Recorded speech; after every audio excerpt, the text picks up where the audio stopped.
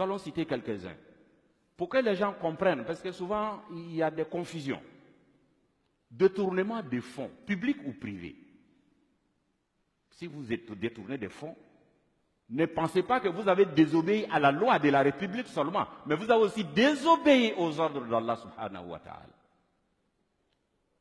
Le faux monnayage, c'est qui fabriquent les faux billets et qui les injectent dans l'économie. Non seulement vous déstabilisez l'économie nationale, mais aussi vous encourez la colère d'Allah subhanahu wa ta'ala.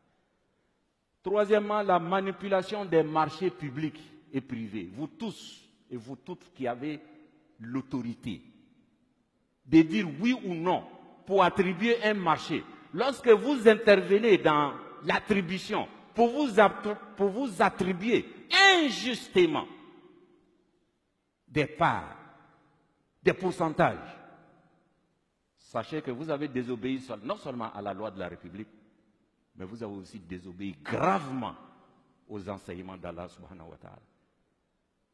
L'abus de fonction. Vous tous qui avez des fonctions, qui avez des décisions, lorsque vous en abusez pour avoir un intérêt particulier, vous tombez dans la fraude. La richesse mal acquise constitue une barrière devant l'acceptation de vos œuvres que vous allez faire avec l'argent mal acquis. Vous prenez votre argent mal acquis, votre richesse, notre argent volé, vous allez à la Mecque. Dieu dit, je ne t'ai pas appelé, je ne t'accueille pas. Parce que l'argent que tu as pris pour venir n'est pas pour toi. Vous prenez l'argent sale, l'argent mal acquis, pour faire des sacrifices, en tentant ainsi un blanchiment spirituel de l'argent mal acquis. Oui, parce qu'il pense que quand il va voler 1 milliard, il va prendre 1 milliard et dire, bon, je vais construire des mosquées, je vais faire partie des gens à la Mecque, ils vont aller prier pour moi et puis c'est fini. La religion musulmane n'est pas ça. Il n'y a pas de blanchiment d'argent spirituel.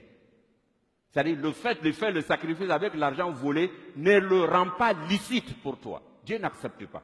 Pourquoi? Parce que Dieu dit, Allah tayyib, Dieu est pur. Il n'accepte que les choses qui sont pures. Chers frères et sœurs,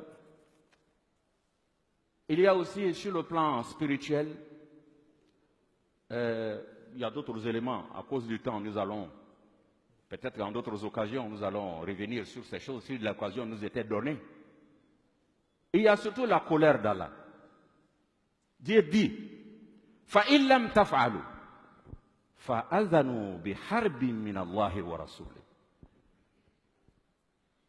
Il dit, si vous n'arrêtez pas la course à l'enrichissement illicite, sous toutes ses formes, il dit alors recevez une déclaration de guerre de la part d'Allah et de son messager, sallallahu alayhi wa sallam. Alors imaginez-vous quand Dieu vous déclare la guerre, وَلَا يَعْلَمُ جُنُودَ رَبِّكَ إِلَّا هُ. Alors que personne ne connaît les soldats d'Allah, c'est lui seul.